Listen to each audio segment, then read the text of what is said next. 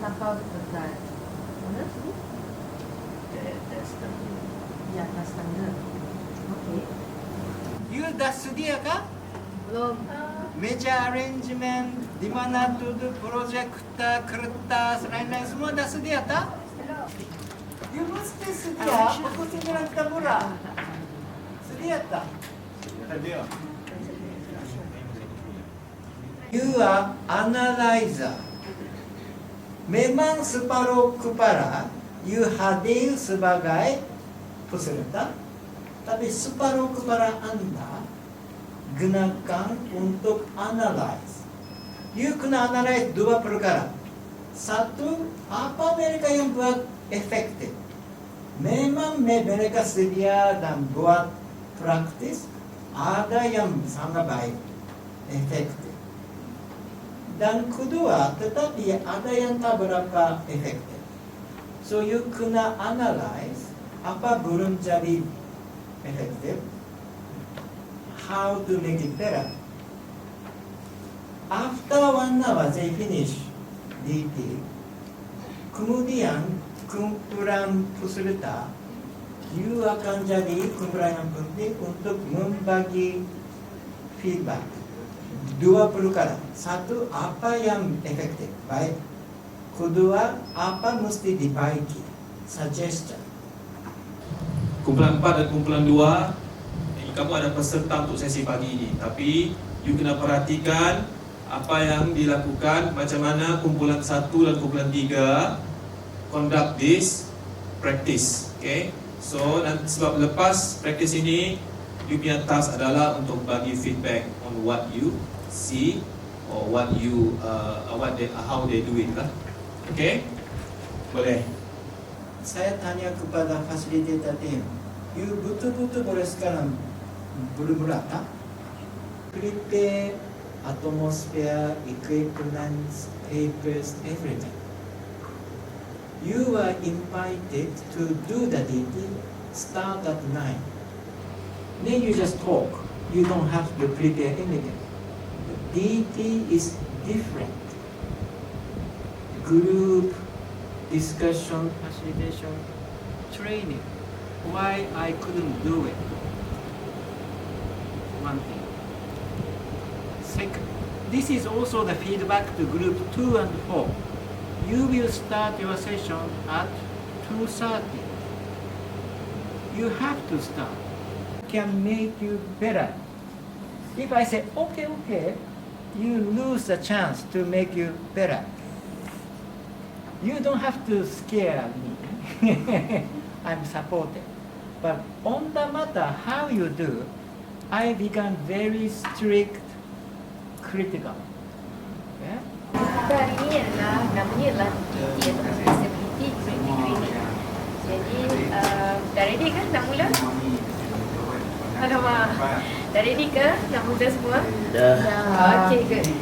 So sebelum saya mula, saya akan kenalkan dulu presenter pada hari ini ataupun facilitator pada hari ini. Yang pertama saya sendiri, saya Syaris. Ini adalah Hidayah, Anis dan juga Jet. So kami akan lead the facilitator hari ini lah. Jadi sebelum saya mula, kita nak main one game, boleh? One short game. Apakah okey ke untuk tiga-tiga? Ya, betul. Okey. Saya punya kekurangan adalah CMD, iaitu cakap milik tu yang daripada lahir. Okey, jadi boleh kita buat main game sedikit. Kita buat ice breaking untuk kita kenal masing-masing. Boleh? Sekarang tinggal di Gombak. Hai Nasro dan Saya Iman, berasal dari Kuala Lumpur. harap semua lebih segar untuk kita masuk kepada topik kita iaitu ini. So apakah matlamat utama penyampaian DET ini adalah untuk menjadikan tuan-tuan perempuan yang ada kat sini sebagai masyarakat yang inklusif dan bersedia untuk membuat satu perubahan dalam aktiviti masyarakat lah. So saya terangkan sedikit, dalam DET ni kita ada dua bahagian. Bahagian pertama ini kita akan ambil masa lebih kurang 1.5 jam dan kita akan belajar apakah itu ketidakupayaan, Okey, dalam kertas tu tuan-tuan boleh tengok kita ada dua bahagian ya. Dua kotak, kotak pertama dan kotak kedua. Apakah yang dimaksudkan dengan ketidakupayaan dalam kotak yang pertama? Okey? Dan saya tekankan sekali lagi, terangkan apakah yang dimaksudkan dengan ketidakupayaan. So jadi tuan-tuan upaya jawapan adalah ketidakupayaan adalah, dan jangan letak orang kurang upaya adalah. Tak kira sama ada benda tu kita baru dapat ataupun sejak daripada lahir. Okey. Jadi kita akan mulakan dengan latihan kita yang pertama. Ketidakupayaan adalah. Okey. Untuk Encik Angel, kami ada tidakkan satu kertas, isi satu kolom dah atas dahulu. Apa itu ketidakupayaan? Dan ketidakupayaan adalah apa yang korang faham dalam masa 1 minit. Saya akan bagi masa dan korang tulis jawapan korang. Dan jangan buang lagi kertas ni sebab nanti akan kita pakai lagi.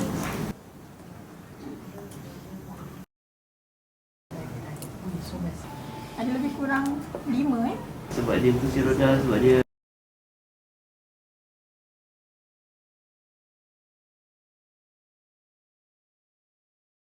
Maju yang tidak Yang ada mengikuti decision lah. making Okey, jadi dalam kedai ni. okey, apa yang menyebabkan Apakah ketidakupayaan? Dapat lihat di depan. Kita boleh jalankan. Belah kanan ni terdapat Miss A juga, tapi di background dia terdapat gambar kedai dan di hadapannya ada gambar tangga. So, boleh saya tahu apa yang anda nampak ketidakupayaan dalam gambar ini? dia wheelchair. kaki dekat sini? Nak tampal kaki otak. Ini kedai. Kedai. Tapi kenapa dinding ada? Kedai ni nampak serabut. Kesian dia. I rasa kena buat kat sana lah. So saya tak perlu naikkan tangga tu susah-susah. Speaker di tangga tu. Oh, okey. Yang pada halaman. Dapat dia jadi halangan. Sama tak dengan apa yang tanya? Sebab dia wheelchair kan. So dia tak boleh naik ke sana. Buat tangga tu menyusahkan dia nak naik ke sini. Datang ke building ni. Kenapa dia orang tak fikir, okay, you datang ke mall ni? Mungkin ini building yang lama, building yang lama. So dia fikir pun dia tak ada kos boleh pun. So dia kan mall dah lama. Dia mall lama mungkin tak ramai orang datang. Ini adalah scene, situasi yang anda nampak dekat dalam video ini. Alright? Okay, semua jelas? Okay, bagus. Alright. Saya akan mainkan video ini dulu dan anda akan lihat dulu dekat dalam video ini. Okay, saya akan hentikan dekat satu adegan untuk kita tengok contoh bagaimana. Ketidakupayaan. So, dari segi perspektif, kita sedang tengok tadi ada tangga kan. Dalam tangga juga, orang ada cakap pasal tuan kedai. Tak boleh cakap dia punya ketidakupayaan kepada dia. So sekarang ni di manakah ketidakupayaan? So berdasarkan gambar ni, di manakah ketidakupayaan? Daripada gambar pertama dengan gambar kedua. Gambar kedua ni, apakah ketidakupayaan yang anda nampak? Dari gambar raja yang satu tunjuk Miss A sahaja, tapi dengan kedua gambar raja kedua, dia manakala dia tunjuk sekeliling dia. Jadi saya nak tanya, di manakah ketidakupayaan di gambar kedua? So nama saya Lavanya. Boleh panggil Lava, Miss Lava lah. Okay. So sekarang dah ada somewhat of idea kan apa itu ketidakupayaan, di mana ketidakupayaan. Okay. So for the next activity, kita akan tengok satu video yang berdurasi 10 minit. Ketidakupayaan berada di atas lantai. Lebih. Ada lebih-lebih lah. Okey. Apa yang anda nampak dekat dalam video tadi? Apakah adegan-adegan yang anda nampak? Yang pertama, apa masalah dengan penyambut tetamu tu? Dia guna bahasa isyarat. Guna bahasa isyarat. Okey. Kenapa? Apa yang terjadi pada Yuki? Dia tak faham. Yuki tak faham. Okey, dia guna bahasa isyarat. Yuki tak faham. Apa ni receptionist tu guna bahasa isyarat. Okey, yang ketiga, Action and surface. Tempat dia sampai. Oh, yang itu counter punya itu perempuan kan? Dia perempuan. Ada ingat perempuan ke lelaki? Perempuan. Dia perempuan. Dia pun dengan itu Yuki macam tak ada kesabaran lah. tak ada kesabaran. Okey. Yuki tak faham lah. Dan dia tak ada kesabaran. Negative reaction lah. Yuki tak, siapa yang tak faham? Yuki tak faham. Yuki tak faham penyambut counter tu. Counter tu. Okey, dia tak faham kenapa? Dia tak tahu bahasa isyarat lah. Tak tahu bahasa isyarat. Itu yang kedua tadi. Yang ketiga tu Ketiga, Dia punya attitude lah. attitude menyambut tetamu tu. okey, attitude penyambut tetamu. Okey. Alright, yang lagi? Yang keempat, Receptionist tu memberikan manual braille kepada Yuki. Yuki tak faham braille. Kita boleh baca braille. tak boleh baca braille. Okey. Okey, yang kelima, apa lagi ada yang kelima? Yang kelima ialah dia masuk restoran kan, nak makan lah. Tetapi semua orang bukan semua orang, dia seorang macam ada bermasalah sikit kerana semua ada teman ada pasangan grup lah makan. Saya tulis lah, semua orang tengok kat Yuki kerana dia seorang. Berlainan lah tengok. Berlainan kerana semua ada grup kan. Dia seorang lah. So semua orang pun bagi dia itu muka lah. Macam ini orang pelik lah. Keempat tadi, betul? Keempat. Enam. Okey, next. Apa lagi yang anda nampak dekat Pasangan di bus stop. Melihat berpandangan bahawa Yuki tidak patut berpasangan. Tidak patut mempunyai pasangan. Okey, bagus. Okey. Seterusnya, Bas tak membenarkan Yuki naik atas bawah keselamatan. okey, keselamatan. Okey, seterusnya lagi, Tulisan braille. tulisan braille. Tulisan braille.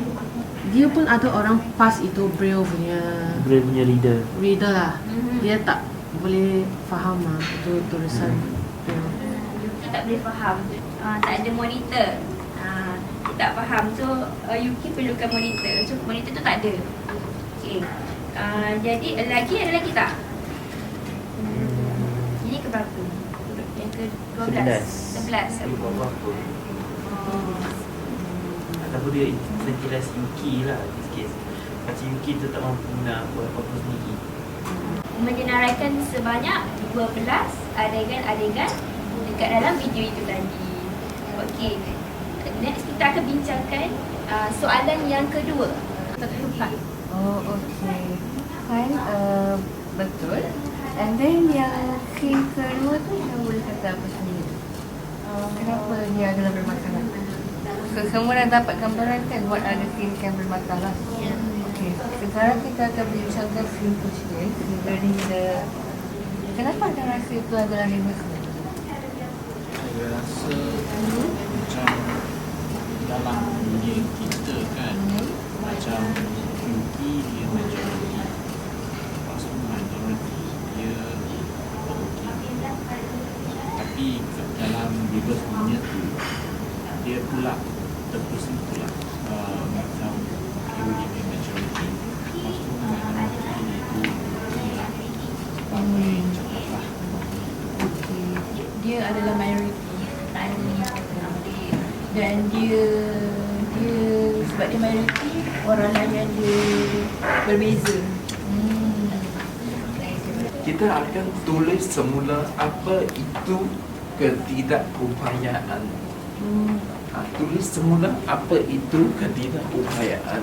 So saya akan beri 5 minit dan boleh berbincang dengan grup.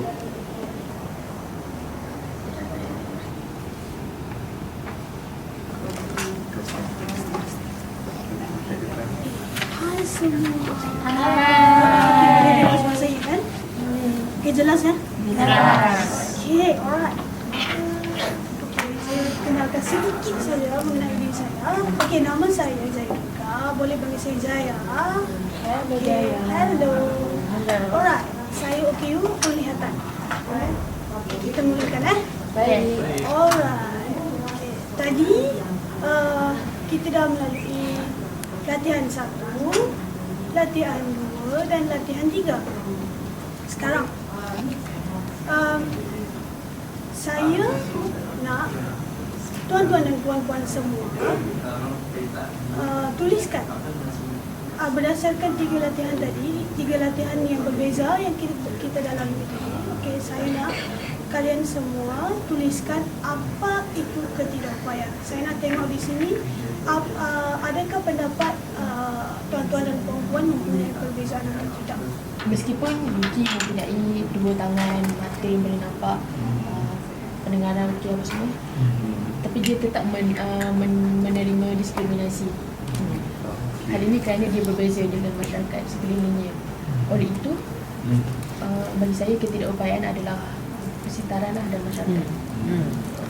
Ketidakupayaan daripada United States Convention Right of Person with Disability. So mari kita baca bersama-sama. Di antara individu yang ada kurang upaya, hal-hal sikap dan alam sekitar yang menghalang penyertaan mereka secara penuh dan berkesan masyarakat atas dasar sama dengan orang lain. Ini adalah maksud ketidakupayaan daripada United States Convention CRPD. United States United Nation. Ya, CRPD. Terus memikirkan dua soalan ni. Apa itu ketidakupayaan dan di manakah itu ketidakupayaan? So sebelum kita bergerak ke sesi kedua, so mari kita berehat sebentar. Persepsi atau halangan terhadap OKU yang diberi oleh masyarakat. So halangan tu contohnya adalah dia susah bergerak. Dan persepsi masyarakat adalah sikap masyarakat itu sendiri yang menimbulkan diskriminasi atau prejudis. Alright. Ada perbezaan tak antara latihan 1 kan latihan 1 kan? Jawapan kalian semua ada tak perbezaan di antara kotak pertama dan kotak kedua tadi? Ada. Mengapa dia berbeza?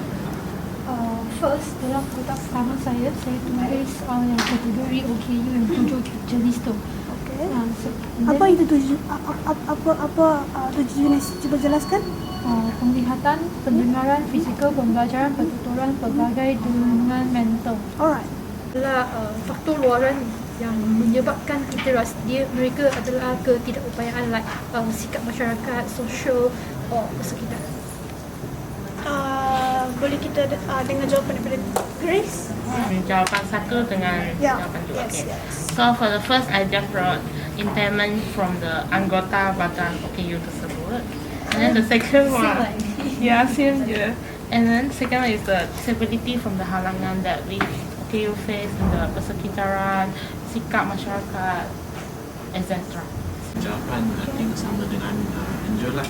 I pun list out 7 jenis ketidakupayaan because in the latihan 1 I fikirkan ketidakupayaan kan tidak upaya I hanya ingat itu individu punya kekurangan upayaan, tapi lepas tu latihan 2 dengan 3 I ingat dia bukan saja dia punya actually kekurangan, tapi is actually faktor laran macam dia punya sikap masyarakat alam sekitar dengan diskriminasi atau prejudis. Ketidakupayaan tu pada individu tu sendiri, ada kurang ke individu tu. So yang di second tu after dah buat beberapa latihan, rupanya ketidakupayaan tu bukanlah pada individu, dia pada orang kata faktor luaran. Apa faktor luaran? Faktor luaran dia seperti struktur bangunan, jalan. Kenapa struktur bangunan dan jalan tu jadi tangga tu jalan sebab dia tak boleh nak bergerak dengan sempurna. Sebab dia adalah wheelchair user.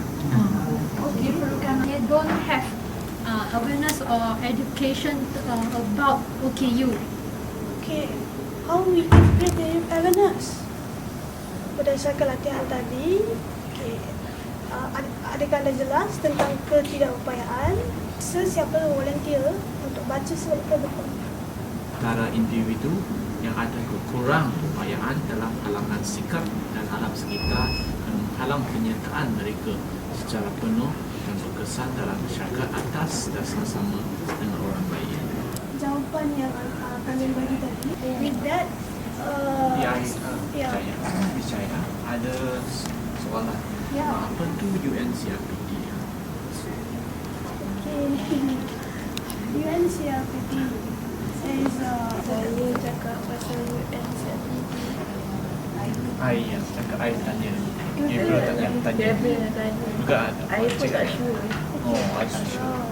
Untuk kita punya keselesaan atau kemampuan kita, like we can do any, like we able to do whatever that we want with comfort, right? So okay, kesimpulan kita beri pada kesimpulan. Okay, apakah maklumat DET? Alright, saya atau kalian, kita akan buat apa untuk mewujudkan masyarakat inklusif. Pukul 11 kita akan masuk semula untuk sesi feedback lah. Okey? Boleh? Balik sini pukul 11. Hai semua, saya Anis dari Kelantan dan saya merupakan naib presiden remaja naib presiden wanita di bawah Majlis Belia OKU Malaysia. Dan hari ini saya buat latihan untuk Disability Equality Training di Pearl Hotel under anjuran Milad. Apa yang saya dapat selepas 1 minggu ni saya belajar dekat sini, saya dapat skills macam mana nak deliver kepada masyarakat supaya lebih inklusif.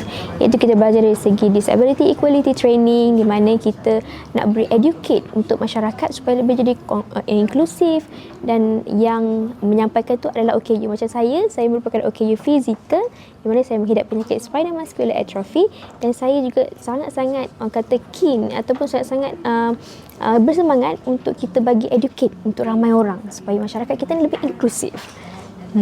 Dan banyak lagi apa yang saya dapat adalah saya dapat belajar dengan kawan-kawan macam mana skills untuk deliver. Contohnya daripada PowerPoint kan, bukan DET ni kita tahu dia bukan PowerPoint, dia bukan presentation PowerPoint ataupun dia bukan ceramah, bukan motivator, tapi saya belajar cara untuk kita bagi dialog, cara untuk kita melatih mereka ni supaya faham apa itu DET. Okey, itulah daripada pandangan saya selama 1 minggu ni. Saya banyak belajar perkara-perkara sebelum ni saya tak tahu, tapi akhirnya saya tahu apa yang saya perlu buat untuk kita educate masyarakat. Okay, hi, I'm Syari Salihuddin. I'm from Alusta Kedah but currently staying at Putrajaya. So for the past 1 week I have learned what is disability using the social model and differentiate it with individual model. And I also learned how to facilitate a DET training, and it's such an amazing journey, but then quite tough, but I'm ready to proceed further. That's all from me. Bye bye. Hi, I am Nasrul. Okay, I am from Perak but currently staying at Gombak. I am physically disabled, and also after 1 week staying here, I learned a lot of things and relearned also a lot of things, especially the social model of disability and how to connect it with ableism and also disableism together on how to facilitate the understanding of the social model of disability and promoting others to become a change maker in the future by executing the action plan. Thank you. Hai, nama saya Ime. I born in Klang. I raised up in Shah Alam. Sekarang saya tinggal kat Rawang. So I'm an autistic. with psychosocial disability like depression and anxiety. And what I have learned at DET is I've learned to learn and unlearn. So meaning there's a lot of things that I learned that macam mana perkenal sendiri. The perkenalan also understand the deep-rooted problem like the ableism and my own individualized ableism. I learned to be very aware on what my words are and how do I unlearn what I have learned before and try my best to understand and also apply on how to be a DET facilitator. Thank you. I'm Lavanya, I'm from Klang, and what I learned in the DET training after 1 week is actually quite a lot because I learned about disabilities, I learned about impairment and the models and the approach that we have to focus on. And despite all the theory part, we also learn about how to facilitate, how to be a facilitator and also to be a trainer in the future. Thank you. Hi, I am Jai Durga Murali, so from Port Klang, and what I have learned from this past 1 week at DET is about how to differentiate the social model and individual model, and what is that meaning of impairment and disability. And I also have learned about how to facilitate people. Yeah, that's it. Thank you. Hi, my name is Angel. I'm from Klang. After a week, what I learned is I'm very clear what is social model because social model of disability because sebelum ni saya tak pernah dengar ada social model or individual model, and then saya lagi clear tentang ketidakupayaan dengan perbezaan antara ketidakupayaan dengan kekurangan upayaan.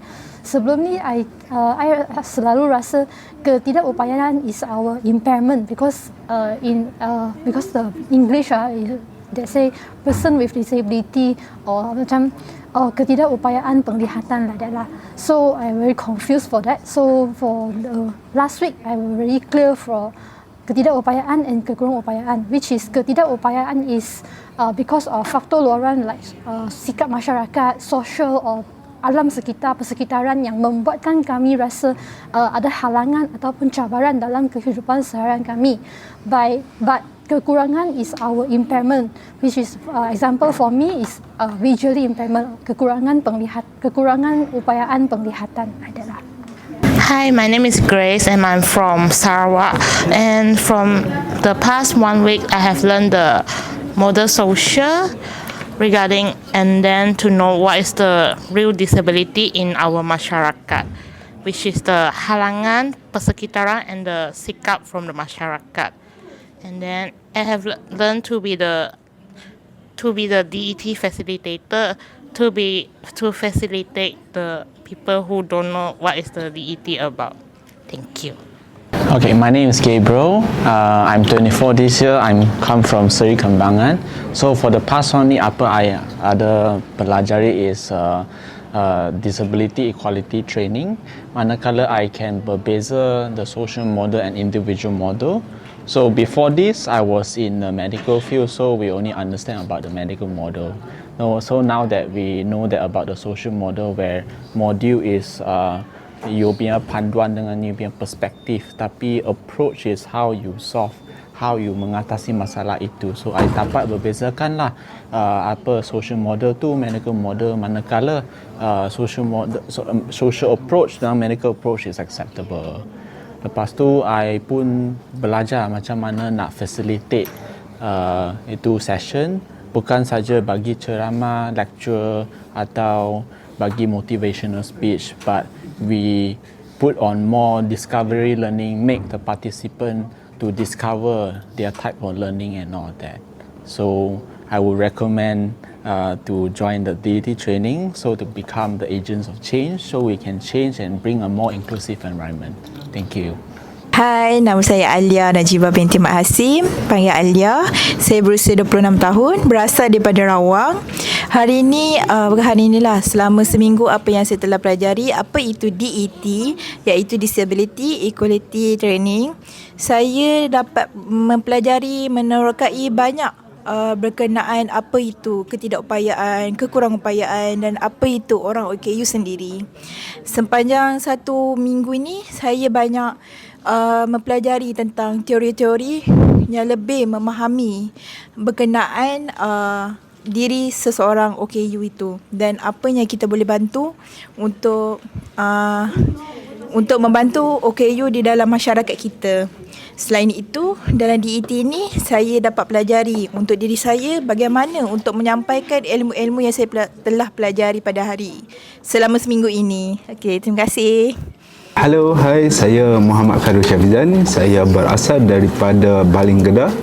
Apa yang saya belajar pada 1 minggu ini, saya boleh tahu apa itu perbezaan antara ketidakupayaan dan kekurangan upayaan dan sosial model dan individu model. Dan itu banyak mengubah saya punya perspektif dan saya punya cara.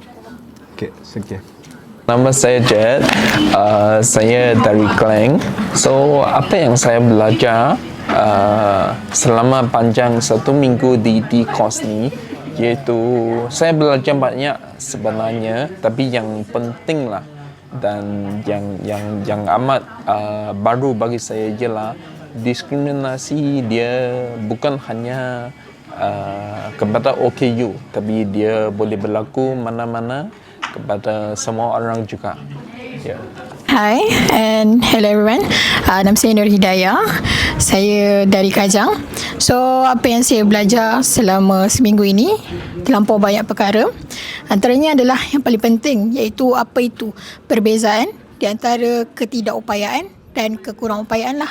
Sebab kebiasaannya memang kita sendiri sebagai OKU pun kadang-kala kita tersalah term antara dua itulah. Yang kedua, saya belajar mengenai perbezaan di antara model sosial dan model individu. Dan semestinya bila kita berada dalam DET ini, semestinya kita akan belajar bagaimana cara untuk kita facilitate kita punya para peserta. Okay. Terima kasih. Kita tak boleh nak pergi semua kan, you tak boleh bahagi pasal siapa yang nampak you akan minta. Because kita ada satu member tak ada kan, so never mind, kita for build up our two-way communication like relationship. Same just now from people is very good. Then sporting juga. Fun.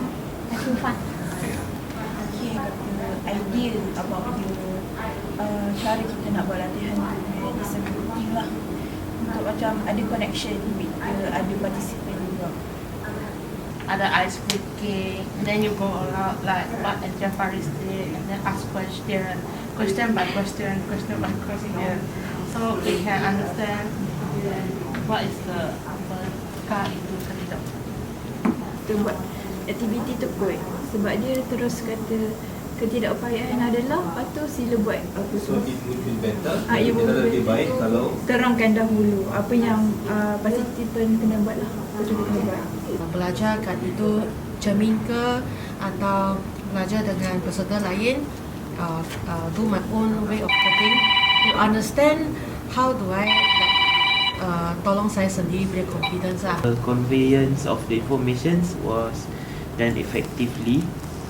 Maksudnya maklumat disampaikan dengan sangat efektif. Cuma ini there is a room of improvement lah. Mungkin engagement dengan participant tu sebab macam saya rasa tadi macam agak terleft out.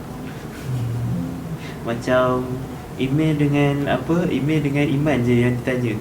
Sampai saya kat sini rasa macam nak tertidur lah. Sampailah ada yang macam suruh dia tolak katakan saya macam okey. Lepas tu macam saya pun okey bagi dia lah point. So saya kata okey saya cabut dekat part Miss A tu punya gambar. So itu basically for example macam email you need something to jot on to or to do something, right? To make you focus. So you need to know your participants first lah on their needs. So basically that is my comment, I guess. I rest my case. Dengan aspirasi, bagi saya game yang diorang pilih tu buat kami lebih awake lah sebenarnya. Lepas tu distress that environment and it's more chill to do the activity, which is very important because some people like me at the first starting I'm also quite stressed. Feel very stressed like, oh, is this training going to be very hard and all that. So you did that very good, and I think that for the scene to the video to can give a little bit hint, but jangan bagilah semua because we are on this discovery learning kan. So okay, then I think as for the paper, this paper, that maybe you can give a little bit more, 3 more paper lah. I think like that, right? So it's like I already write the second one, then after that I asked Grace to write, then Grace is like she take over the whole paper and my pen also. Then I don't have paper to write, you know. Then I was so like Alia was writing it on her own paper. So it was like, are we going to maybe can give more structure? To be honest lah, kita yang kena set up semua sendiri. Nak compare dengan yang belah sana, tapi macam ya belah sana semua dah tersedia, so diorang boleh relax.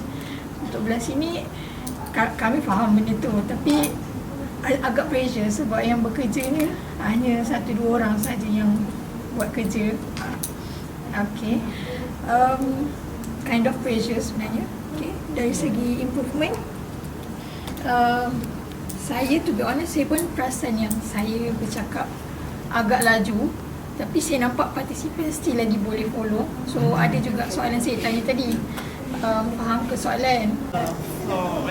Prepare in awal. Masa perbincangan soalan pertama sampai habis, dia tanya kita punya pendapat, lebih dapat kefahaman yang lebih apa yang latihan yang kita lakukan. Cuma untuk konstruktif, itulah kalau yang perbincangan semasa jawapan tu itulah lebih better macam kita go through satu-satu untuk dapat lebih kefahaman macam mana kita nak faham scene daripada scene tu. Often you feel that I saw that you are shaking and all of that, but you try your best, you did your best, and even though sometimes some participant will suddenly ask question that we don't know how to answer. Yeah, it's very good because we cannot expect when the participant is going to ask the question out of the blue or out of the box and all that. And I think you did a pretty good job. Even maybe you can say that maybe I can get back to answer later. Then you come back to me instead of like that kelam kabut. I can see there's a bit of kelam kabut there, here and there.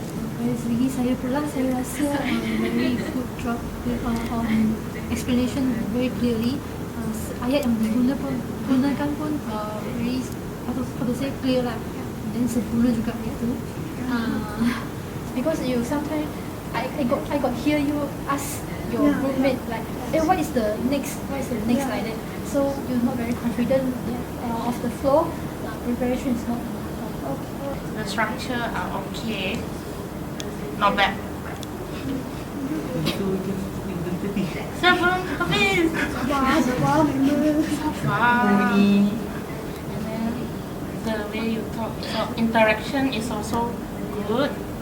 And for constructive comment. Yeah. Participant dia faham ada perubahan tak daripada segi jawapan, and dia tanya apa yang berubah, kenapa berubah. So kita lebih faham daripada hasil pembelajaran ni kita dapat apa untuk konstruktif. Itulah ramai yang kata you tak well prepared sangat lah, and bagi I it's better if you not well prepared, you cuba alihkan sebentar dia orang kata disruption tu, macam means that jangan you biarkan participant macam tertunggu-tunggu, macam you guys carikan maksud apa UN CRPD tu. So macam you try to distract with other questions ke, you tanya balik participant, semua tu. The facilitator is not clear and all that, right? you guys will just straight away datang. No need to ask, like no need the facilitator to ask the other facilitators to ask for their help lah. What I think you can do. So bila banyak bergantung, saya jadi macam keliru dekat dalam book tu. Sepatutnya aku kena ikut dan betul-betul timing dia ke 2 minit ke dekat dalam buku tu kan. So saya nampak lah daripada situ, and then terconfuse sebab tu. Yang kedua, saya confuse sebab macam bila kita nak tanya tu kan, nak tanya, aku ni terlalu cepat ke? Dia macam banyak dalam pada otak tu, dia tengah running kan. Berbanding diri saya sendiri juga dekat dalam tu sebenarnya, dekat masa tengah present tu.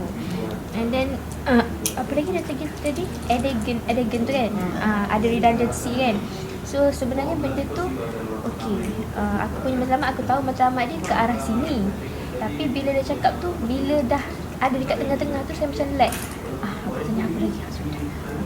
Jadi dia macam gitu. Bila kita nervous, kita tak tahu, kita tahu nak buat apa next. Tapi bila bergantung sangat pada buku, ni apa lagi? Benda tu yang membuatkan macam okay, dia dah cakap apa tadi, sebab tu aku tanya balik. You do not hold something and pegang yang baca depan partisipan. Itu salah ya. Time management pun tak berapa efektif tau. Sebab you saya pun heran juga. You pegang, you ada nota dekat kaki you, ada time management di situ, 1 minit, berapa minit, tapi you off juga. You off juga time management tu, and you finish the whole training kan. Sangat kan on time, betul? Bukan on time, lebih awal daripada masa yang sebenarnya. Meaning starting from you dah ambil masa lama, tapi yang lain pula masa yang datang jadi singkat. So tak efektif sangat. Starting from you dah tak efektif dan time management tu. Slide content untuk untuk yang content tu, it's just to tell what are you going to go through today. You tak akan tanya tahu tak apa ketidakupayaan. You don't ask question. Itu cuma konten bagi tahu hari ini we will learn this. Dah cukup. You tak tanya soalan dalam tu, tak ada soal jawab dalam tu. Soal jawab berlaku bila? Latihan 1. Itu baru betul soalan ketidakupayaan. Tapi dalam konten you tak tanya soalan. Tak ada. You just tell what are you going to go through hari ini, supaya peserta ready. Oh, I have to be ready. Setiap slide ada purpose. Dia bukan di situ suka-suka. Even slide latihan 1, apa purpose dia? Latihan 1 tu untuk bagi tahu peserta ready. Tulis, jangan tulis macam ini. Orang kurang upaya adalah it's written in dalam kamu punya notes tu. Jangan tulis macam tu. So, if you prepare yourself, you ingat ini akan ada dalam tu. Okay, latihan 1 dia tidak berlaku facilitation. Okay, tak berlaku facilitation. Cuma you bagi dia seminit, you tak dapat buat facilitation. Tapi you buat facilitation, you jalan, you pusing. You buat apa?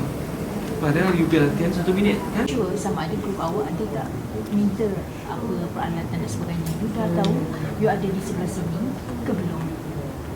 Dah tahu kan? Sebab kita dah bagikan grup. Jadi sampai ke malam kami belum.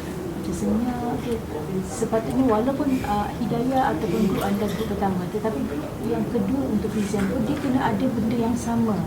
Dia kena tahu okey apa yang dah ada, apa yang tak ada, macam mana presentation, apa tu orang kata PowerPoint dipancarkan. Sebab kita dah nampak dah ada grup dekat dalam bilik ni masih tak ada apa-apa plan. Must be done at the beginning. Kenalkan semua.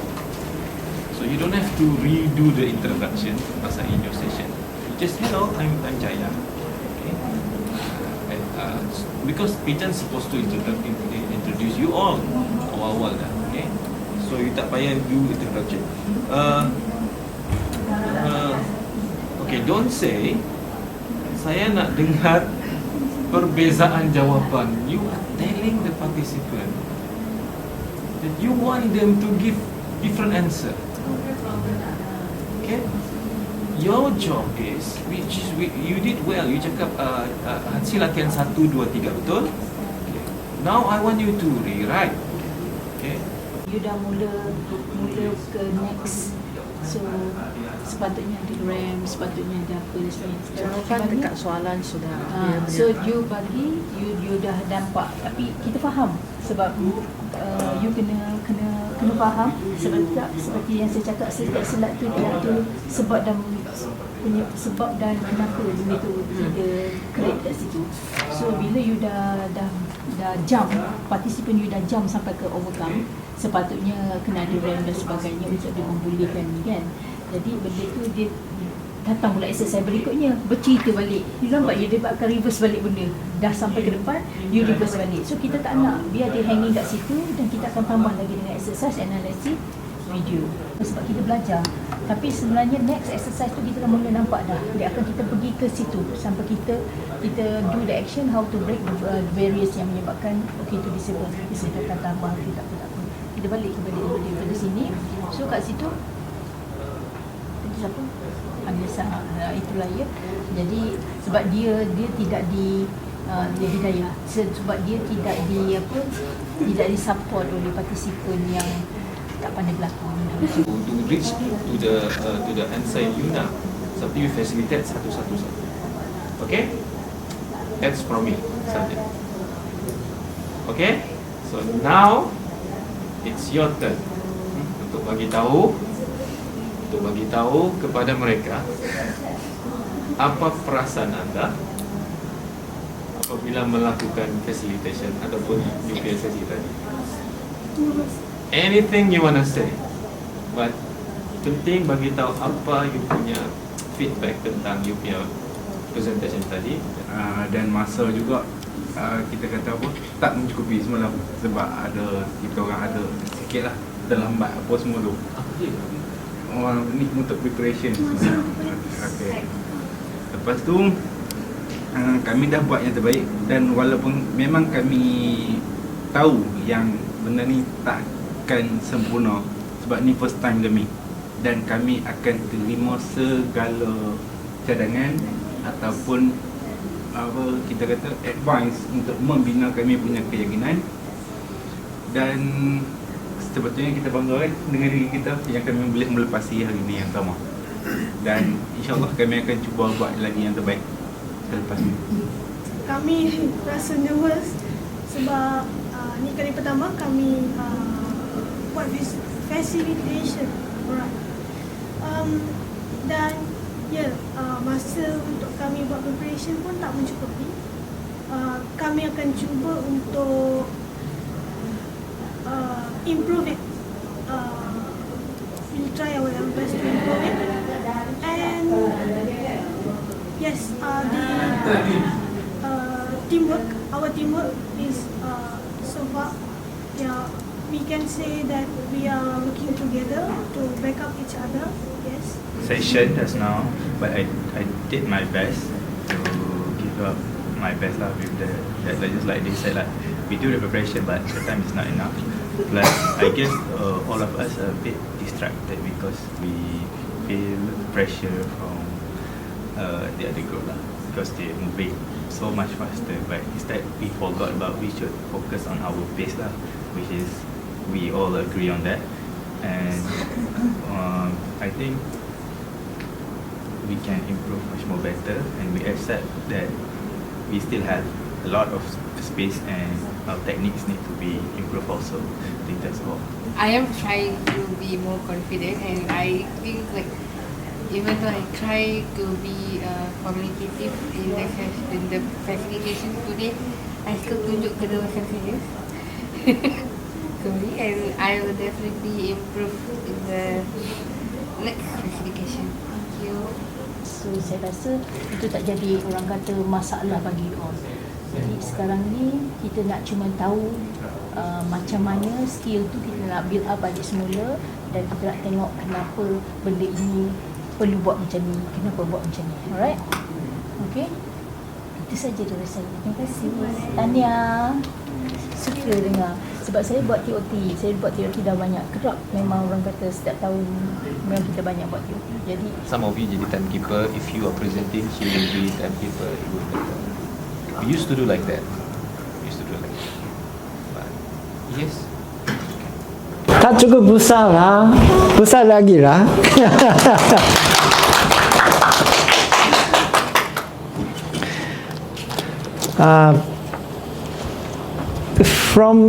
dari sini minta saya cakap dalam bahasa Inggris karena saya nak bagi apa tu feedback yang betul-betul. Kalau saya cakap dalam bahasa Malaysia mungkin saya cakap salah. Jadi saya cakap dalam bahasa Inggris.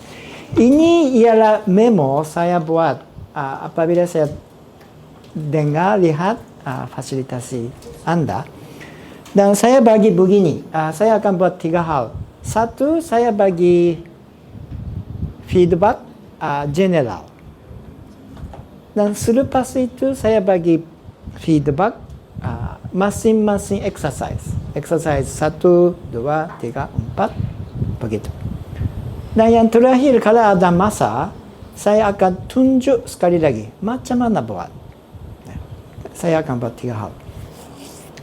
Dan feedback ini bukan hanya kepada, maaf, ada aircon boleh tutup.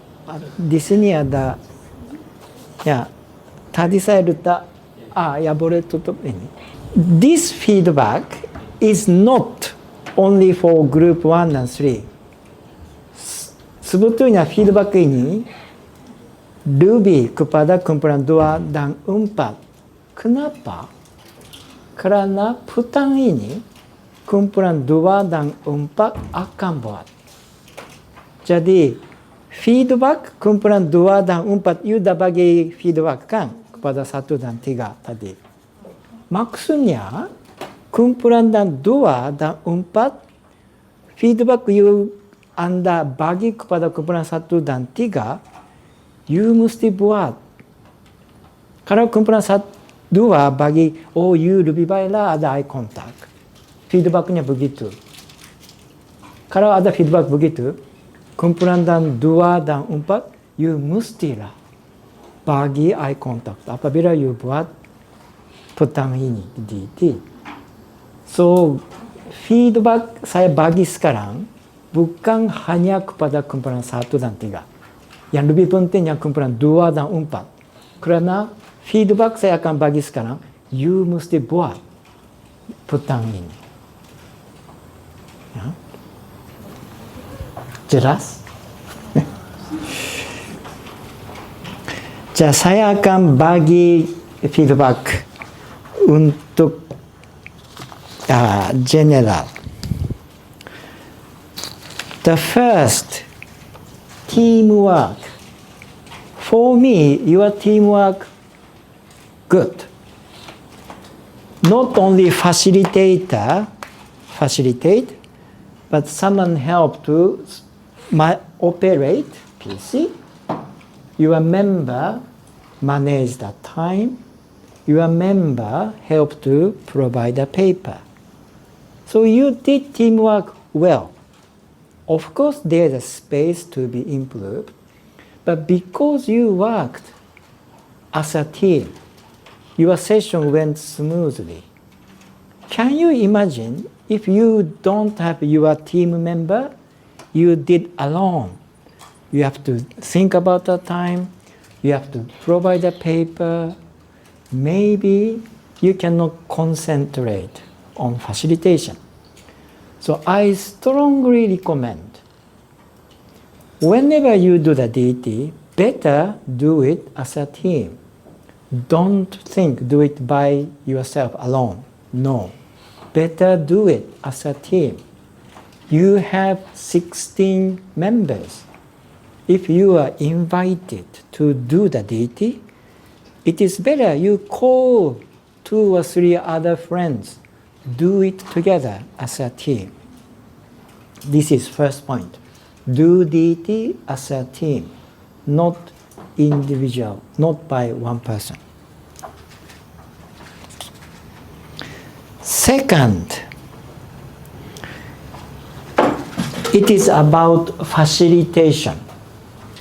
If I'm asked by someone, what's the most important thing to be a facilitator? How would you answer?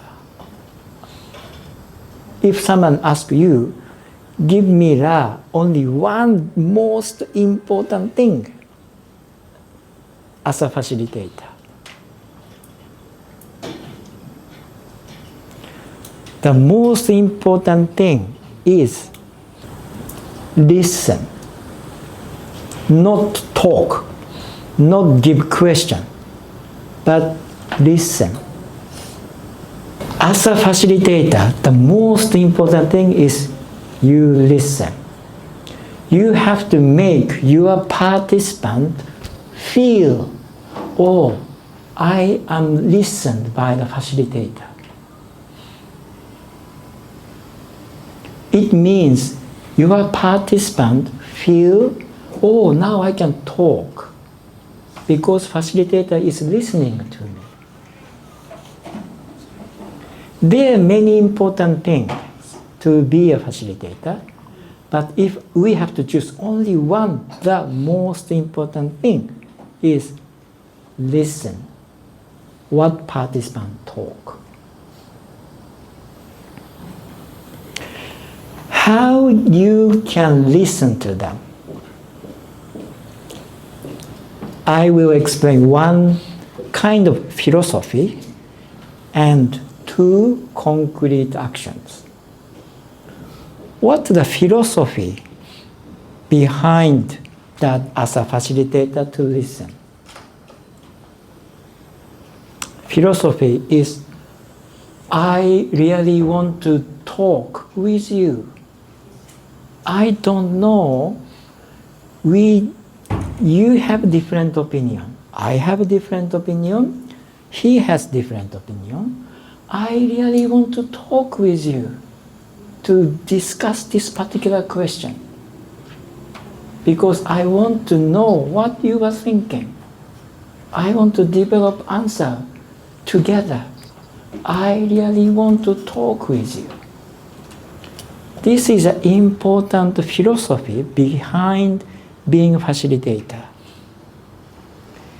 Teacher or teaching is different. If I'm teacher, I know the answer.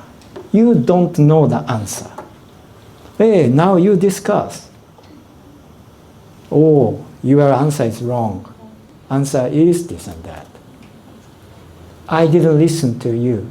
If I'm teacher, I have no intention to listen to you because I think I know the answer. You don't know the answer. But a facilitator, philosophy is totally different. I don't know the answer. I have a question, want to talk with you. Where is disability? I have my opinion, but this is not the real answer. I want to know, how do you think about this question? Where is disability? This is not a skill, not a technique, but the philosophy to be a facilitator. You must have this philosophy if you really want to be a facilitator. I really want to hear from you. I really want to talk this question. I really want to develop solution for this problem. Then if you have this philosophy and if you have attitude, I really want to listen to you, want to talk with you, want to make a solution for this question, then your participant will really talk with you. Otherwise, your participant may feel, oh, he sounds like I want to talk with me, but he is not listening to me, and he want to check my answer. So it's become like a very bad way of the teaching relationship. It is philosophy. So two important skills, how to make dialogue, how to make participant feel, oh, I am listened by facilitator. Many group 1 and group 3 did very well. You are not talking far from them. but you approach to the table, you are close with them. That's good. But how do you feel? I show two different examples. Now, my gesture and posture. I'm sorry, those who have some barriers for the visual images. If I cannot explain you orally first because I want the other participants to analyze, but I will explain you later. I show two different ways conducting a group session as a facilitator. Please analyze two different ways. Okay, the first one. Okay, now let's discuss this question. So you have this question and you have 1 minute. So please discuss. Okay. So Tadi, just now we showed the question, right? So we have 2 minutes to talk about this question, how each one of you think about it. So I also will join your discussion. So shall we discuss to develop a solution for this question? So anyone can start. What do you think? This is second person. I explained already how they did. The first person came here, but he's standing beside your table, crossing my arms. I didn't make eye contact intentionally. I tell them, okay, you must develop solution. You have 2 minutes. Please discuss. But second person approach to the table, make eye level same height with other participants. I intentionally show my face to each one of the participants, and I made eye contact intentionally. I didn't say, okay, now you have 2 minutes, do. But I said, let us. Let us means including me. We do it together. Please check presentation. Verbal aspect, non-verbal aspect. It is for the presentation, but works for the facilitation. Those who are using wheelchair, you are lucky because you automatically have the same eye level with others. But those who are walking around, you must think intentionally, not standing, but you prepare the chair or you kneeling down. And whenever you come, approach to the table, the first things, you have to make same eye level with the participant. How do you feel? If someone's standing beside you, and you are standing, someone is sitting, you might feel a little bit pressured, don't you? But if someone really come to you and same eye level, at least you feel not being stressed, not tested. But it's really want to talk, right? And of course, eye contact, smiling. Then you are inviting them to talk. Then the participant may feel, oh, I am listened by him, not being tested by him.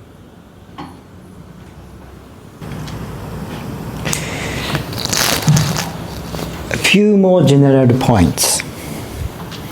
Exercise 2, 3, 4, the facilitator who conduct exercise 2, 3, and 4, what was the purpose? What the aim?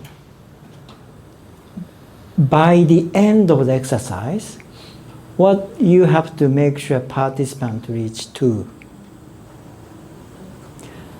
I'm sorry to ask this inviting individual name. This is not test, but let's discuss together. Hidaya, you did exercise 2. By the end of exercise 2, what you have to make sure participants reach to?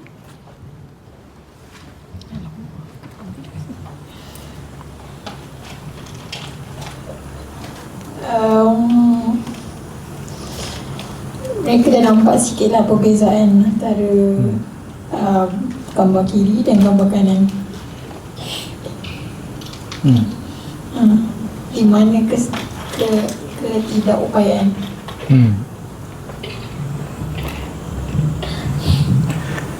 By the end of exercise 2, you have to bring the participants to this condition.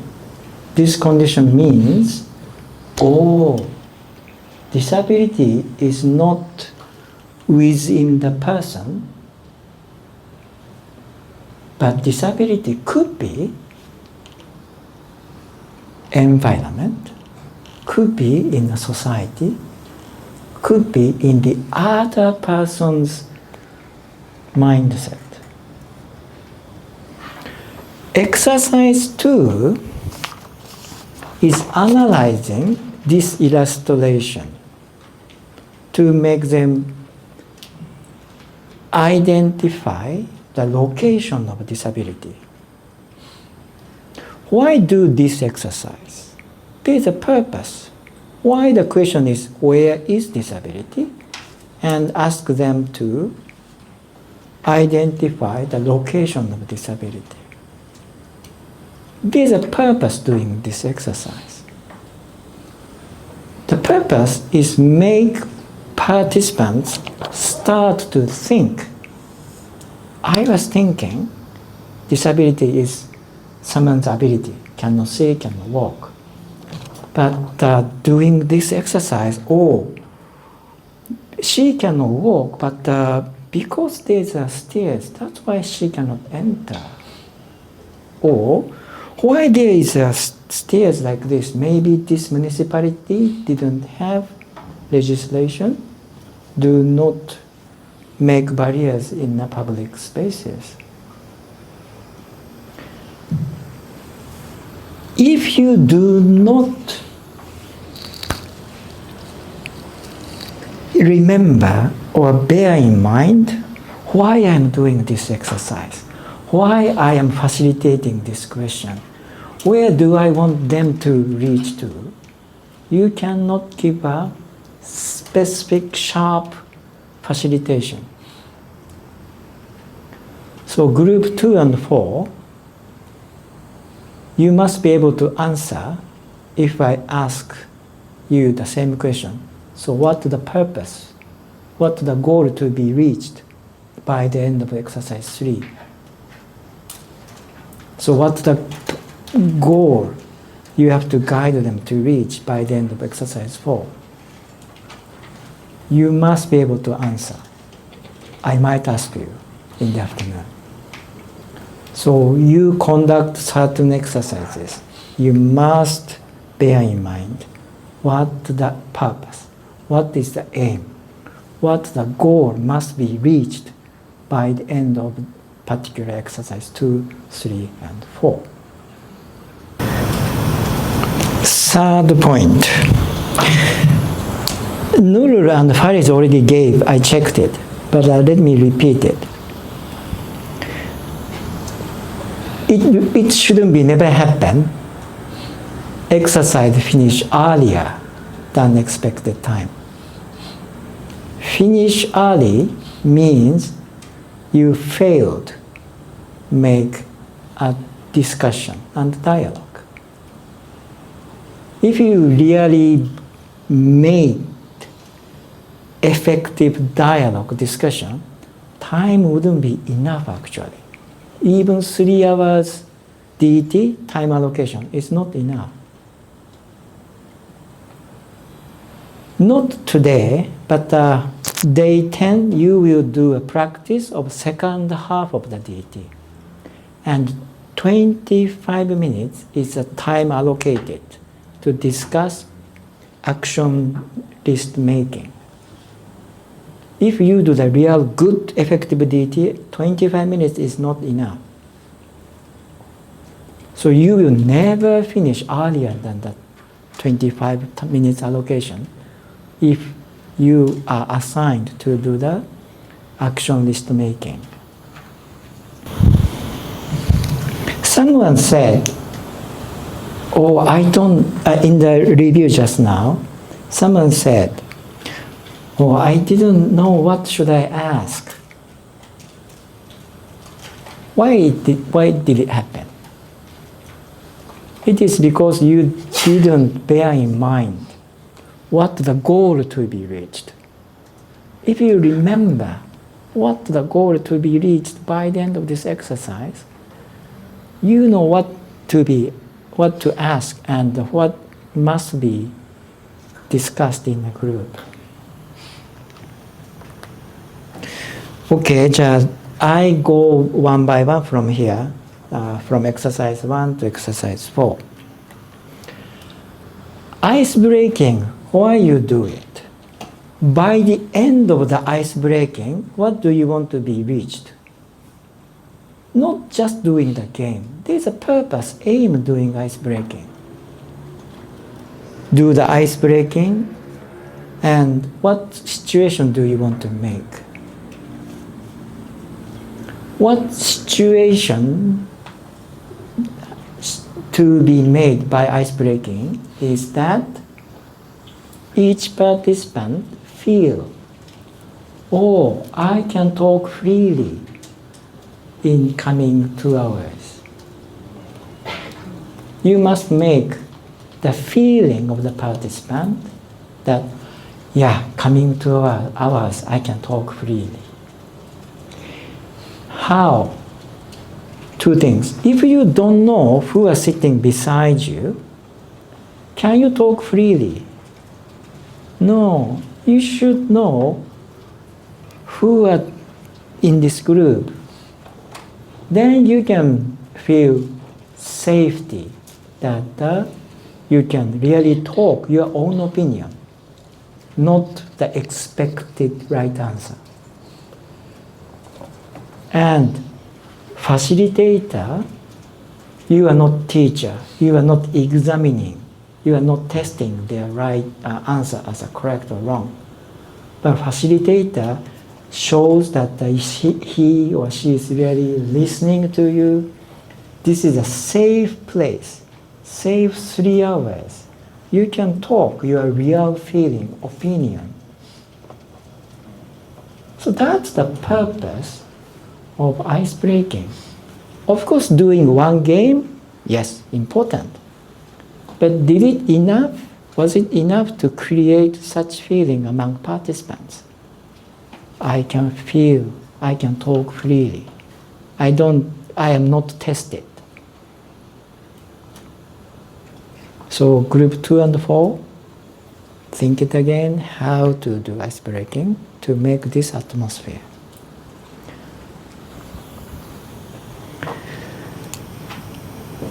Okay, move to exercise 1.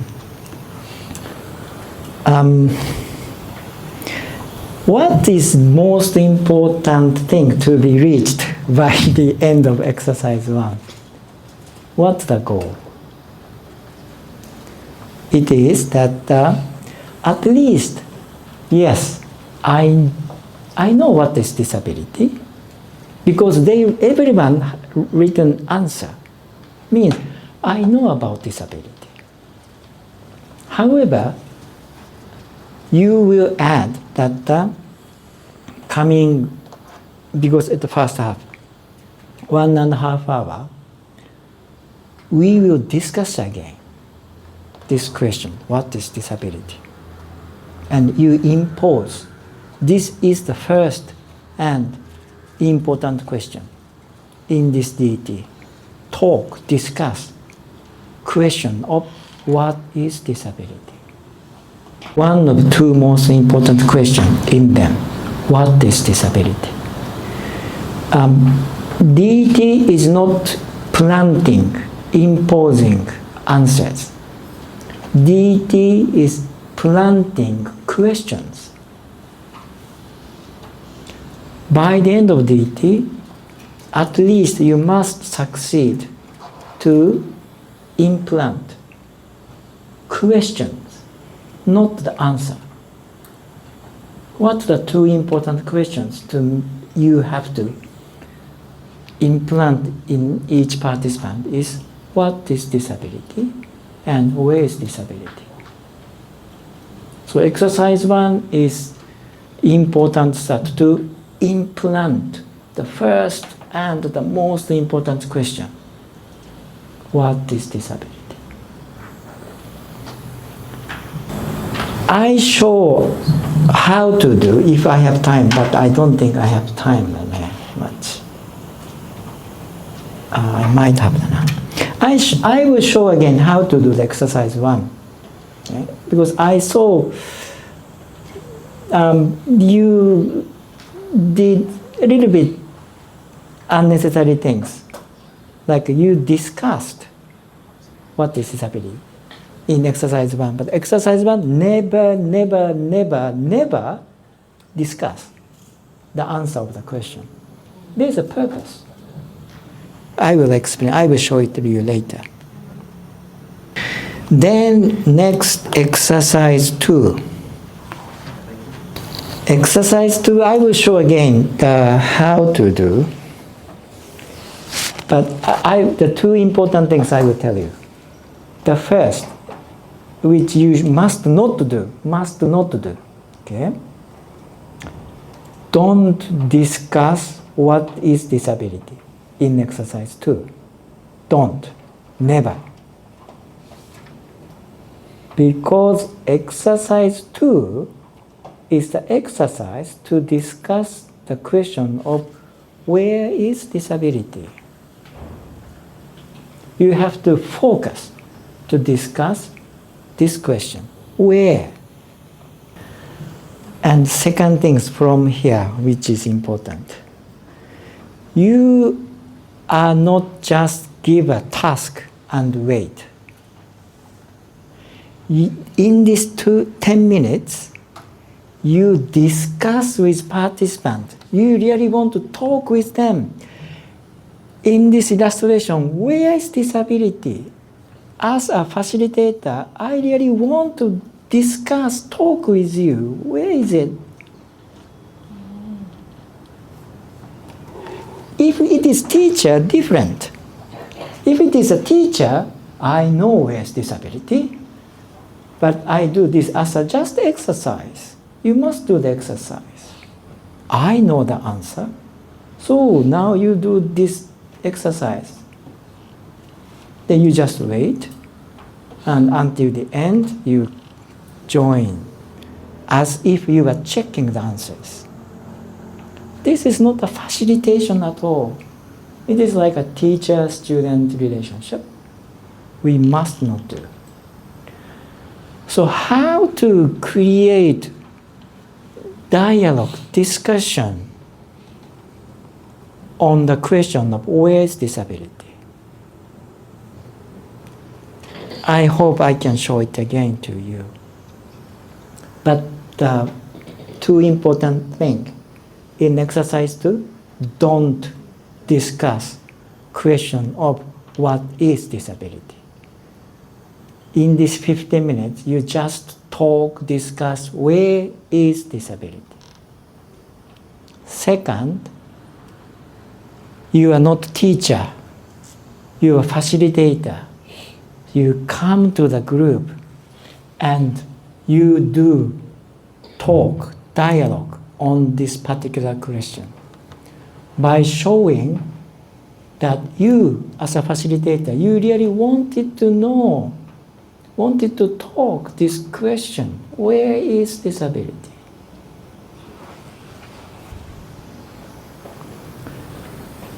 By doing it, by the end of exercise 2, you can guide them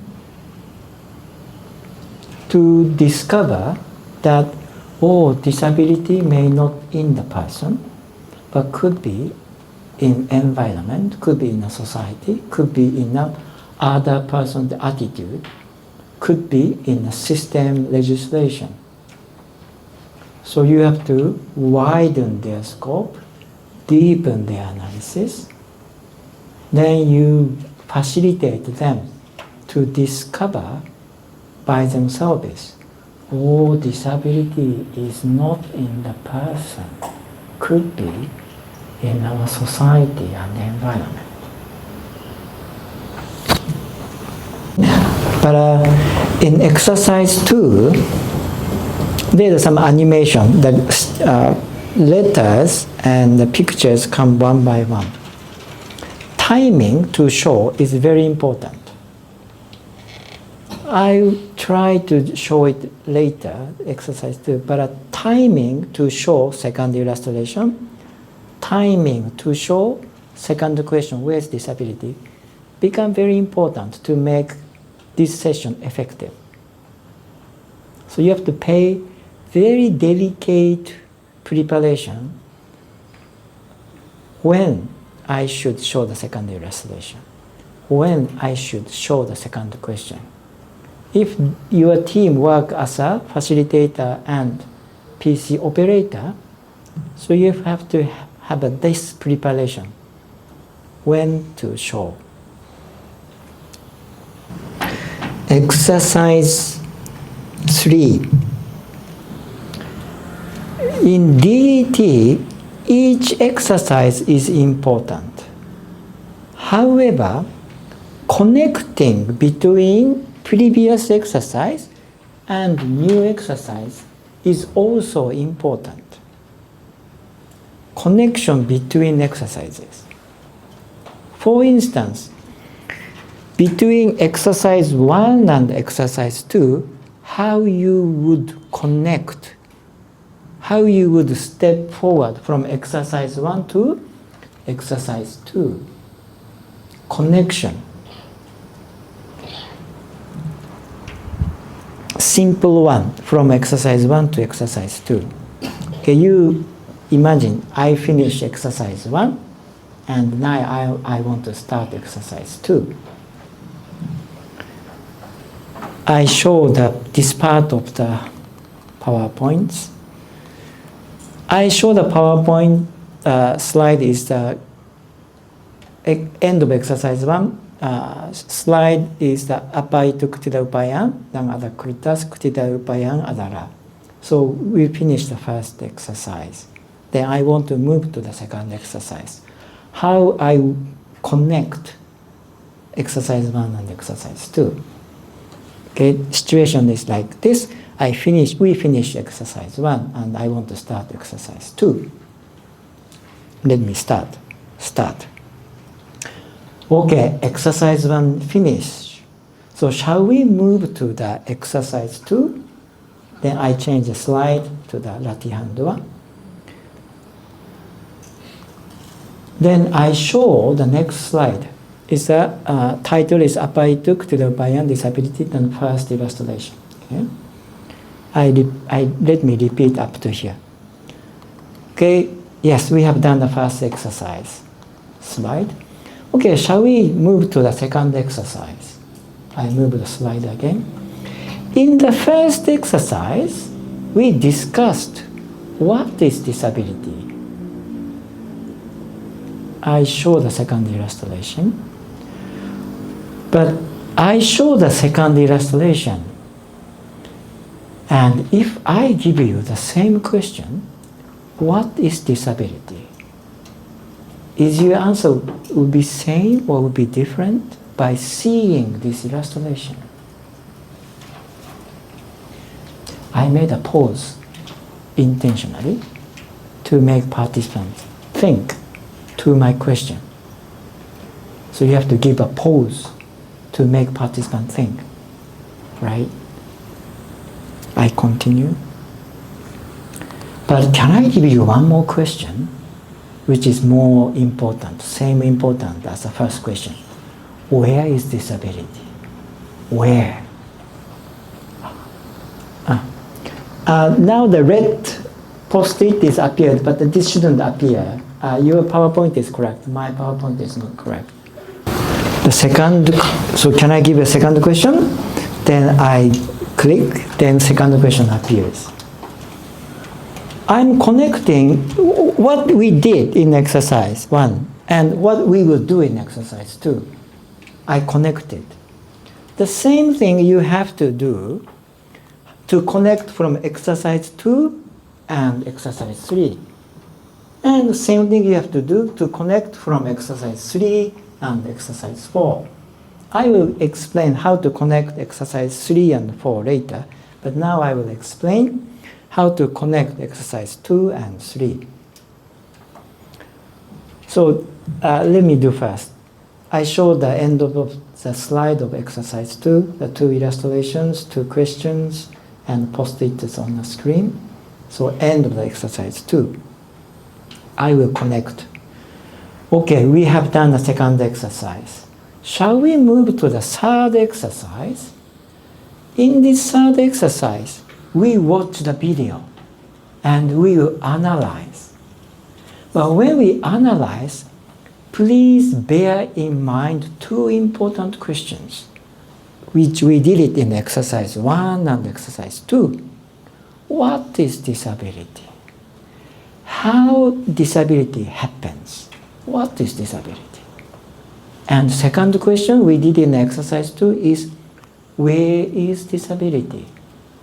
Where is the cause of disability? We did discuss these questions. What is disability? How did it happen? And second question, where is it? So we will analyze this video by bearing in mind these 2 important questions. What is disability and where is it? So we will analyze this video by remembering these 2 important questions. So now I will give you procedures how to do. Then you continue exercise. DET is the piling up learning. Every exercise are connected. To do the exercise 3 video analysis, these 2 steps are needed to think about what is disability, how did it happen, and why did it happen, where is the cause. We needed these 2 small steps to do the more complicated exercise analysis. So you have to connect each exercise. Exercise 3, some groups didn't do well. Scene analysis. The paper must be given individually because it was individual exercise, wasn't it? Each one of the participants, while watching a video, they will make a list of the scene of problems. Group 2, 1 and 3, actually you didn't keep this paper individually. You gave only 1 paper to a group, didn't you?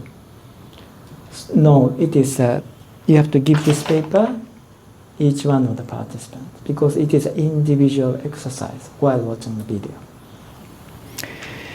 And a little bit difficult one, but if you have read Excel, it is written clearly.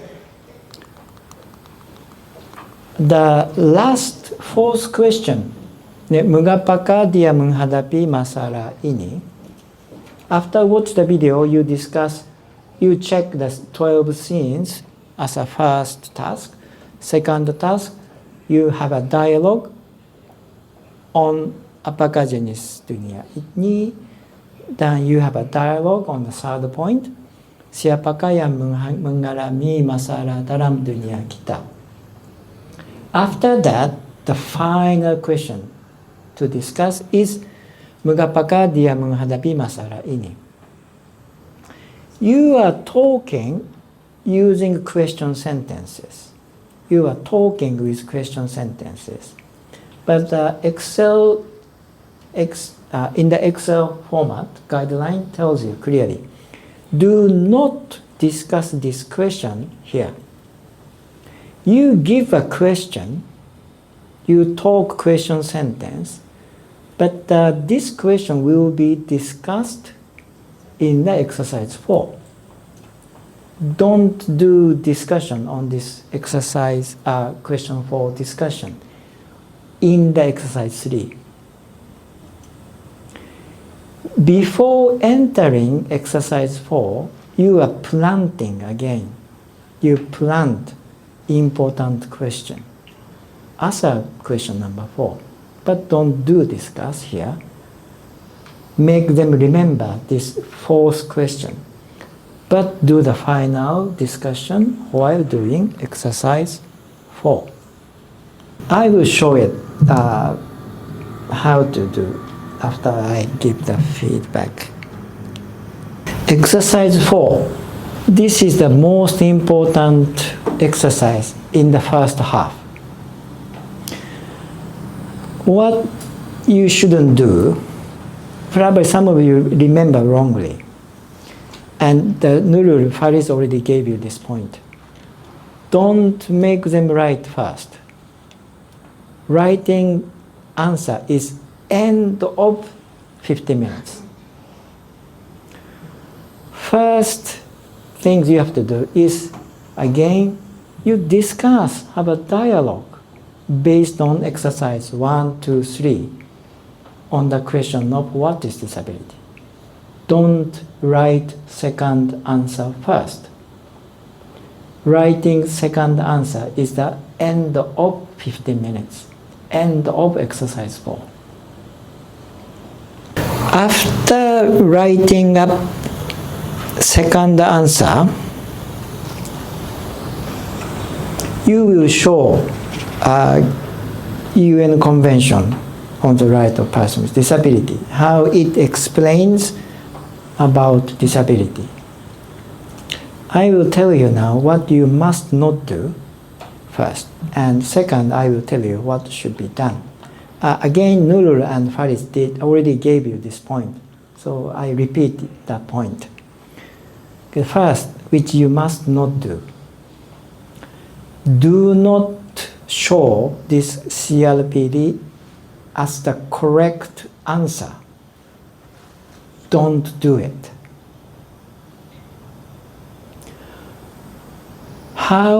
Second, so how we will use this UNCLPD? We use this CLPD to value what each participant made as a second answer. If the DET went well, not all the participants, but quite many of the participants reach to the goal that disability adalah sambung dengan macam dari segi social model perspective. Maybe in the first exercise, they say, oh, disability adalah tak boleh jalan atau tak boleh tengok. But second writing, they would reach, oh, disability, ketidakupayaan adalah halangan masyarakat atau tak boleh hadir sekolah kerana ada halangan-halangan, macam tu. So why you show this CLPD? Only two purposes.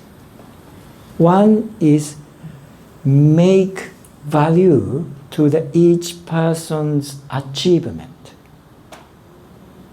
In doing first half, if you succeeded this DET, some of them, many of them will change their answer from individual model way of answer to the social model way of answer. If someone write halangan atau tak boleh hadir, guna perkataan begitu macam sudah ada, it's like an answer from social model, isn't it? Then you can show this United Nations definition, explanation, that you can tell them, you can value them, that saying like this, you read this or you ask someone to read, then for instance, if Jaya write second question similar to the CLPD explanation, you can give a feedback.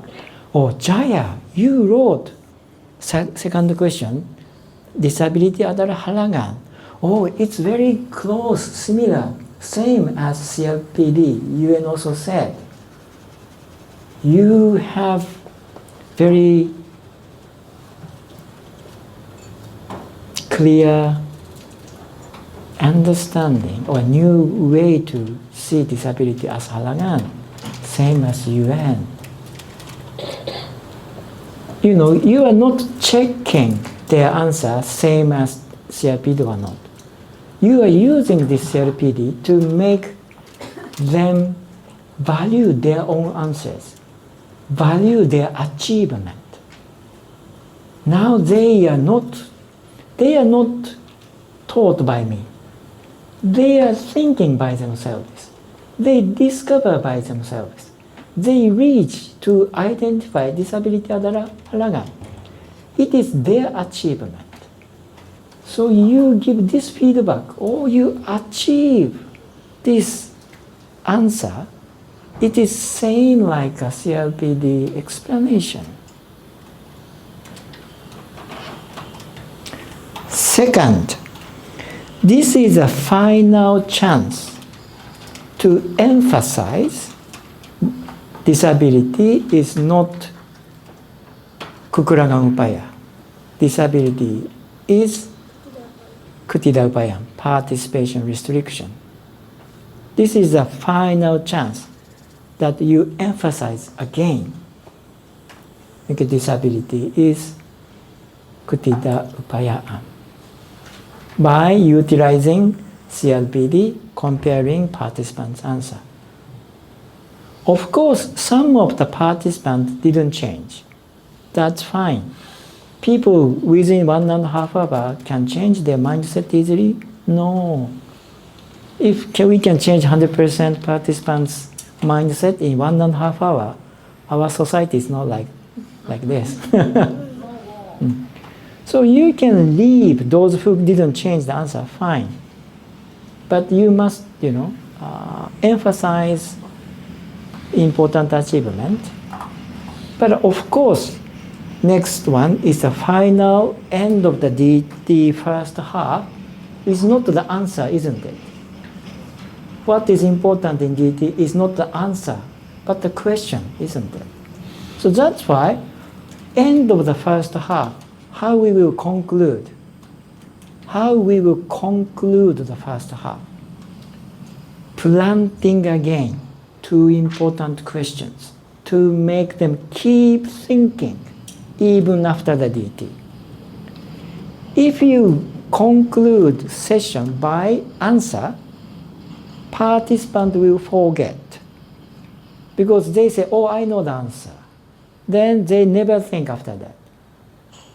But if you conclude session by question, then ask them to keep thinking these questions. I hope participants will keep thinking these questions. 3 more small but important thing, feedback. End of the this is just end of the first half. This is not the end of the DT. Some of you conclude, okay, this is the end of the DT, see you next time. No. This is just end of the first half. We will continue to the second half. So you will only conclude, and this is, okay, we finished the first half, and we had 2 important questions. What is disability? Where is disability? Shall we keep thinking these 2 questions? We have the second half after 10 minutes break. Okay, please remember these 2 questions, and we will continue to discuss about our actions. Then you will finish the first half.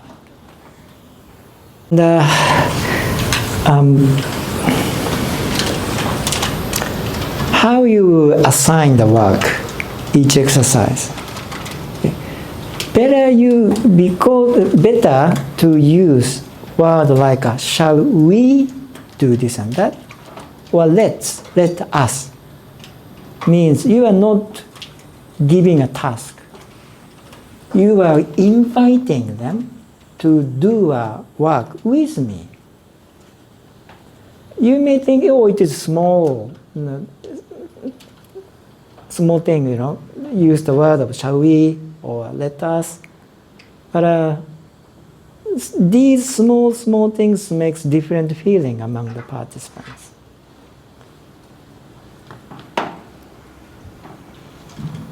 And second one, after you explain the task, okay, video analysis we do first this, second we discuss, third we will do this.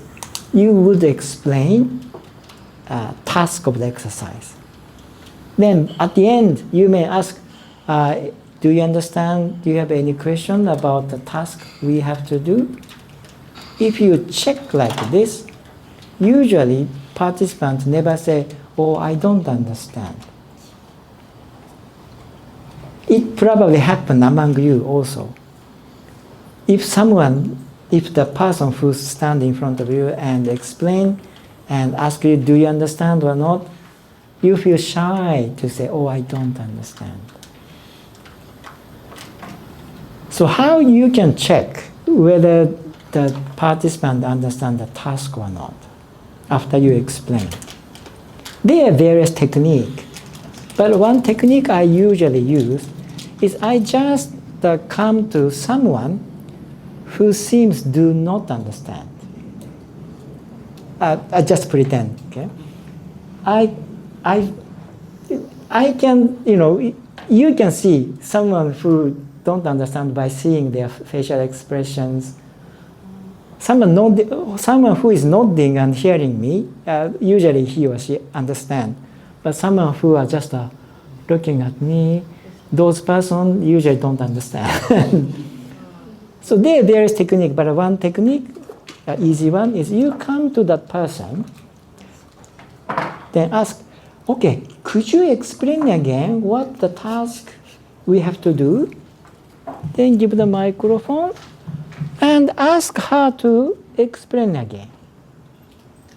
If she explained perfectly, okay. But if she couldn't do, okay, so then you could say, oh, sorry, my explanation wasn't clear to you. I'm sorry. Anyone can explain? Then if there's someone who raises their hands, give a microphone. Then he or she, if she or he explain correctly what the procedure is, fine. Never do it. Do you understand? Do you have any question? Participants never say question. Never say, I don't understand, usually. It happens in this TOT, I think. Faris, Nurul ask, do you understand? Or do you have any question? Do you have any unclear points? Even though you didn't understand, you didn't say, right? Oh, I don't understand. Same in the DT. You better avoid checking if they understand the task or not. Just asking, you have any question? You don't understand? They were shy to say, I don't understand. So this is one of the techniques. You can check how the participant really understood or not. So those are the, I have some more small feedback, but I have only 12 more minutes to go. So this is my feedback, general and each exercises. And I will show quickly exercise 2, 3, and 4. So group 2 and 4, look at me carefully. And you would, this is one of the example, how group 2 and 4 do in the afternoon. Okay. I don't add any explanation. I just do as I'm conducting DET now. Because if I do it and if I add on the explanation, it might confuse you. So I just do. Then at the end, I will add the explanation. So let me do the second exercise.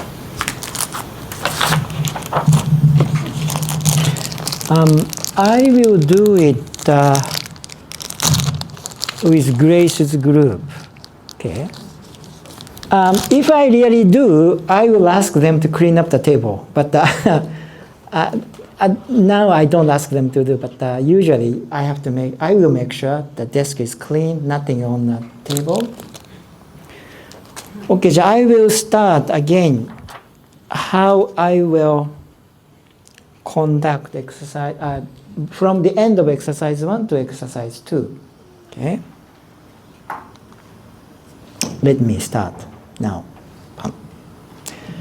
Okay, we have finished exercise 1. We discussed what is disability. So shall we move to the exercise 2? Exercise 2, we do illustration analysis. But exercise 1, what we did, we discussed the question, what is disability? Now I show the second illustration. If I ask you same question, what is disability? By looking at the second illustration, your answer will be same as the previous answer or would be different. Can I ask you one more question, which is equally important question? It is, where is disability? Where? Shall we do this as an exercise? I have the paper and post-it. Shall we analyze this question with this illustration? Where is disability? So we analyze this second illustration. So I will explain you how we will do. So we have 10 minutes to do this exercise. And we have 3 steps. First, I will give you 2 post-it each to every one of you. Okay, the first is you just paste the post-it where you think that's the location of disability on this illustration as a first exercise. Please wait. So can you do it in 1 minute? So this is individual exercise. You don't talk, you just think, oh, where is disability? And you put the post-it where you think it is the location of disability. If you have more than 2, ask me the post-it, I will give you the post-it. Then after that, let us discuss why you think that's the location of disability. And if there is more places for the location of disability, let us find together. Then at the end, we do a final discussion. Grace, can you explain the 3 steps we will do? On this activity? Yes, yes. So we will have the post-it and then just paste on the where do you think is the disability, and then we will discuss. Yeah. So the first part, so yes, correct. It's an individual exercise, wasn't it? We don't discuss. You do it by yourself. Then after you paste it, then if the post-it is not enough, ask me. Then after that, let us discuss it. Okay, so shall we do it? Stop. Doing like this at the entering to the exercise 2. I skip as if then can you just paste it? Then I will continue how I will facilitate this exercise to make a dialogue to discuss where is disability. The situation here right now is a 2 post-it on the stairs, 1 post-it in the shop, other one is on the leg, and the other one is behind the wheelchair user on the wall. There are various ways to do it. What I will do now is just one example. You shouldn't copy it, but I will try to show how I will widen their scope. Widen means if they have identified only physical barriers, I will try to support them to identify information barriers, attitudinal barriers, legislative barriers. Second facilitation is deepen the analysis. Just not stairs. Why did stairs are built here? Then I can guide them to analyze not only just physical, but who made it, why did it happen. Then the location of disability is not just stairs, but could be mindset of the shop owner, could be the lack of legislation in this municipality. So that is my intention. Widen, deepen the discussion, then make sure my participants start to think, oh, disability is not in the leg. So I intentionally create one dialogue between creating a discussion why there is a post-it on the stairs and why it is on the leg. I intentionally will create debate-style discussion. So please pay attention to it. Okay, I will start now. Yeah, thank you. So this is the result we made. Let's check together. So some of you put there's a two post-it on the stairs, one post-it in the shop, and one is on the wall. The other one is on the leg. So who pasted the post-it on the stairs? Yeah, could you explain us why you pasted there? Because Miss A is a wheelchair user. If the staircase, so she can't go inside the shop. Then location of disability is stairs. Yes, stairs. I see. Grace, is the reason is same or different? Yes, same. I see. Because she cannot but urine. That's right. I see. What do you think? What they explained? You didn't paste your post-it, but what do you think about their finding? I actually paste it on here. Oh, I see. Sorry. So I think because she cannot move easily towards to the store because there is barriers there. So this is a barrier. This is a barrier. I see. So you think this is the barrier? How about?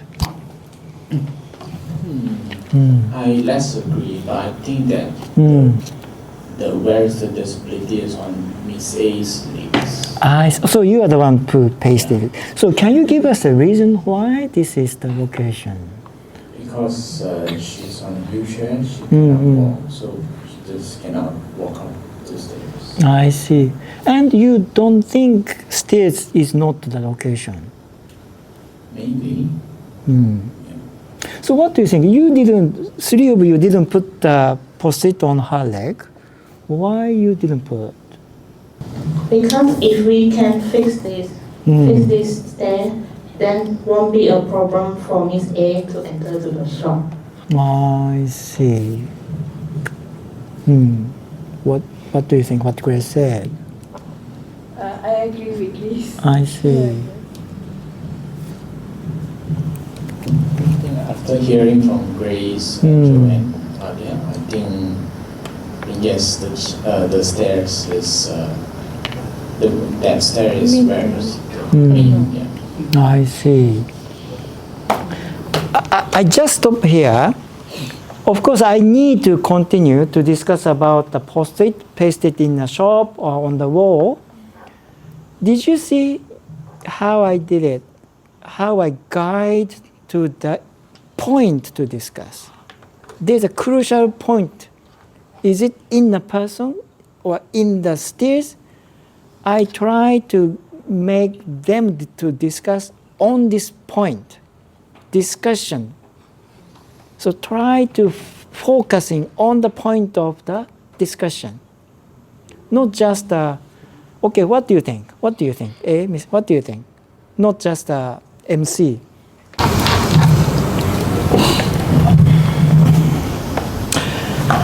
I don't have time to do exercise 3 and 4. But is that okay after lunch? At least I need to do exercise 4 because exercise 4 is a crucial exercise. So I will show 10 minutes before group 2 and 4 do the